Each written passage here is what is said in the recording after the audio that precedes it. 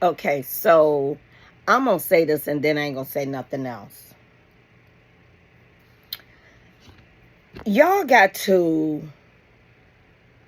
start concentrating more on the details instead of just the process. So what you mean by that, Renee? I'm getting ready to tell you. All right, so allow me story time first. So my daughter, my granddaughter, and myself, we were sitting and we were talking about womanhood. You know, when a young woman becomes a woman, right? When her cycle starts. And I'm listening to them talk, and I'm listening to them talk about the details. Okay? When I was coming up, we only knew about the process. Your mama told you, hey, look, you done came on your cycle, girl.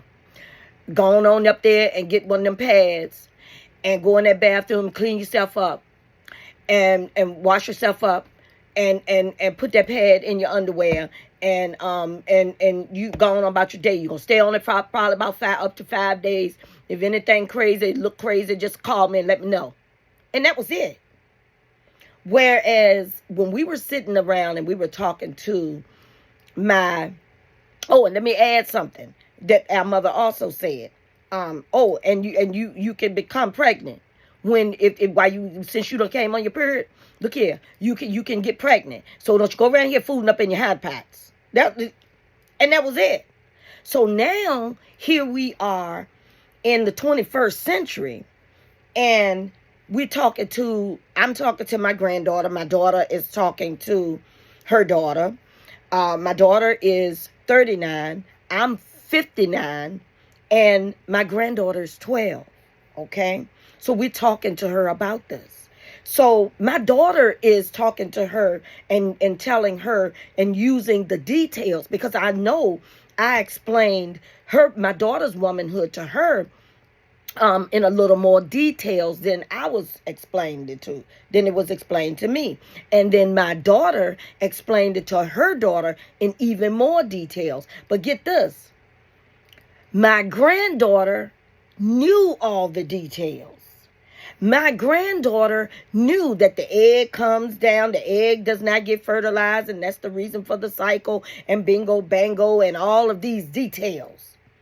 And even at 59, I promise you, I'm not ashamed to admit it, I didn't know all the details. And I'm a woman with 3 children.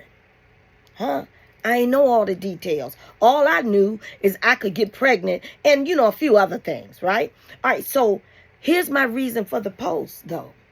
It got me to thinking, isn't that the way it is with relationships? That we always concentrate on the process and ain't nobody worried or concentrating on the details. Ain't nobody worried about why he cussed you out or why she hit you or why they're insecure or why. Those are the details of the relationship. People so quick now to run to the border, to get out of the relationship. Now, let's be clear about something. I know I'm always talking about empowering women and talking about don't take no mess and talking about don't let nobody hit you. Don't let nobody talk to you any kind of way. Don't let nobody treat you any kind of way, or it's the door and certain things. Yes, I do talk about that. But I also am pro relationships. I want to see people make it. I just don't want to see people make it being abused while they're trying to make it. You see? So when we talk about the process, the details of a relationship, everybody is so quick to run to the border. Ain't nobody sticking it out no more.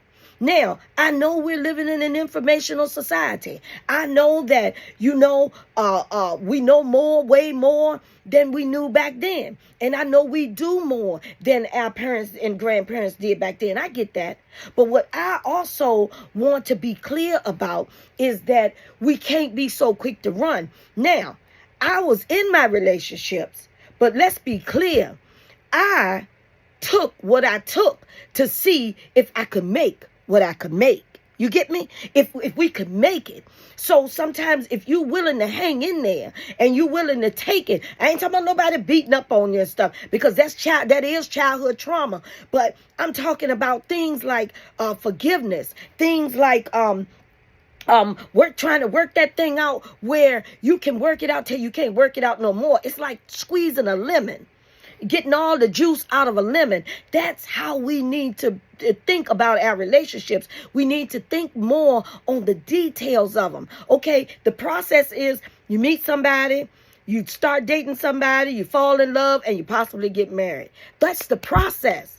But what are the details? What's that dash in between? You know, like your life date and your unalive date, there's a dash in between. That's the process. So we need to concentrate, really concentrate when it comes to a relationship on the details.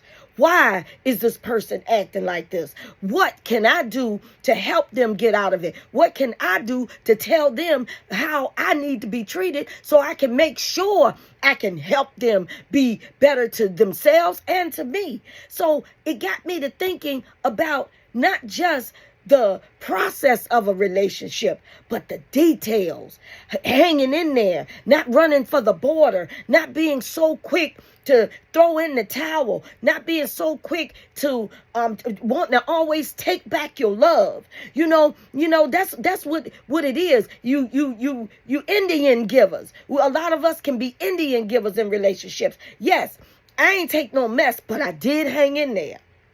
I did give it a chance. I did, and I didn't always blame him. It wasn't always his fault. Sometimes it was my fault. It was my fault because there may have been something I saw that I just couldn't deal with.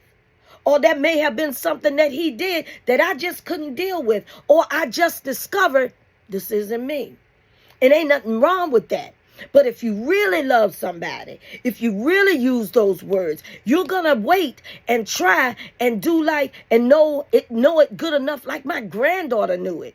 When we were talking about womanhood, right? She knew the details. And that is what we need to concentrate more on in these relationships and stop running for the border. You got too many people dying alone. So we got to figure it out. If they ain't beating me across the head and turn me down so much so that I will be dumped, I will be like my whole existence will be like trash.